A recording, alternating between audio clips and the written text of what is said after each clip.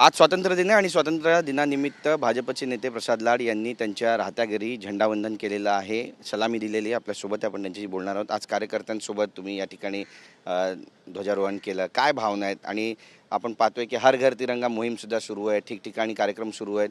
भाजपसाठी आजचा दिवस किती महत्त्वाचा, किती मोठा? प्रथमतः तर आपल्या माध्यमातून 80व्या स्वातंत्र्य दिनाच्या सर्वांना मनपूर्वक शुभेच्छा देतो.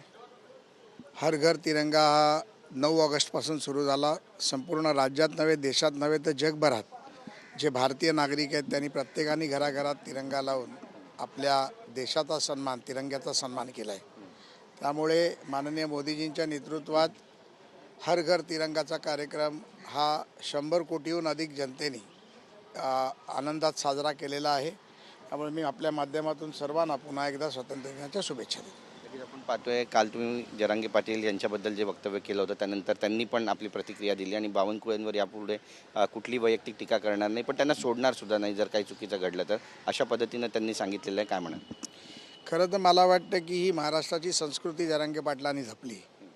त्यांनी ज्या पद्धतीत त्यांच्याकडनं चुकीच्या पद्धतीने वक्तव्य केली गेली त्याच्याबद्दल त्यांनी दिलगिरी व्यक्त केली. यापुढे बोलणार नाही हे देखील त्यांनी म्हटलं. मी देखील माझी भूमिका स्पष्टपणे सांगितली होती की वैयक्तिक टीका टिप्पणी व्यंग्य कोणावर करू नये. आणि मला वाटतं की कदाचित त्यांनी मी बोललेल्या शब्दाचा मान ठेवला आणि त्यांना देखील ती भावना होती, माझी त्यांच्याशी बोलणं झालं की त्यांना देखील ती भावना होती की आपण चुकीचं बोललो.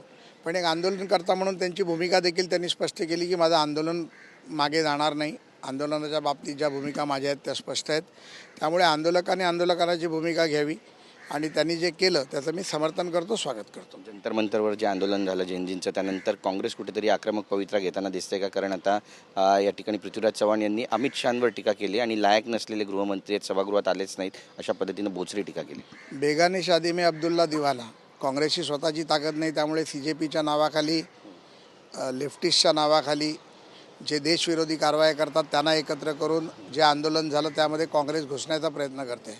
पृथ्वीराज चव्हाण काय म्हणतात त्याकडे फारसं लक्ष देत नाही आणि गांभीर्याने पण घेत नाही.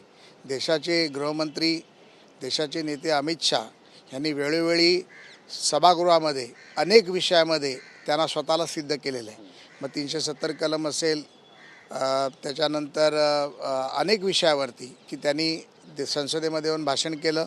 आणि त्या वेळेला परवाही त्यांनी जेनजीच्या विषयावरती भाषण करत असताना राहुल गांधी पळ काढताना आपण लोकसभेतून पाहिलं आहे. त्यामुळे मला वाटतं की पृथ्वीराज चव्हाणांकडे फार लक्ष देण्याची गरज नाही. पण असं पण म्हणतायत की देशाला आता चांगला शिक्षण मंत्री पाहिजे आणि देवेंद्र फडणवीस हे चांगले शिक्षण मंत्री होऊ शकतात, दिल्लीला पाठवायला हवं असं म्हणतात की पृथ्वीराज चव्हाण हे भाजपाचे प्रवक्ते नाहीत. कदाचित भाजपाचे प्रवक्ते होण्याच्या त्या प्रयत्नात आहेत. पृथ्वीराज चव्हाणांनी कोणी मुख्यमंत्री व्हावं, कोणी शिक्षण मंत्री व्हावं हे सांगण्याची गरज नाही. भारतीय जनता पार्टीची कार्यकारिणी, भारतीय जनता पार्टीचे नेते, भारतीय जनता पार्टीचे संघटन तेवढं मजबूत आहे.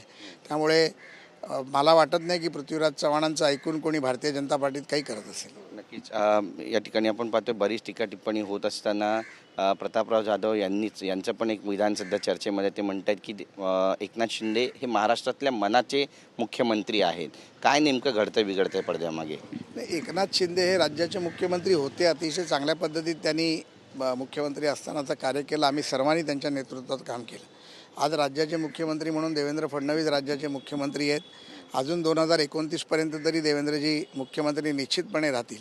आणि प्रत्येक पक्षाच्या कार्यकर्त्याला, त्यांच्या नेतृत्वाला वाटत असतं की आपला नेता काहीतरी व्हावा. त्या भावनेतून कदाचित प्रतापराव बोलले असतील, मला वाटतं. पण आता आज स्वातंत्र्य दिनाच्या दिवशी मंत्रालयातला जो झेंडा फडकवत आहे ते देवेंद्र फडणवीसच फडकवत आहेत. त्याच्यामुळे मुख्यमंत्री देवेंद्र फडणवीस आहेत आणि 2029पर्यंत 15 ऑगस्ट हा देवेंद्रजींच्याच हस्ते साजरा होईल याची मला खात्री आहे. आमची बातचीत केल्याबद्दल. तर आपण पाहतो आपली भूमिका या ठिकाणी मांडलेली आहे आणि 2029पर्यंत देवेंद्र फडणवीसच मुख्यमंत्री असतील असं देखील प्रसाद लाड दाव्यानं सांगतायत. कॅमेरा पर्सन योगेश गुरवसह गिरीश गायकवाड, TV9 मराठी, मुंबई.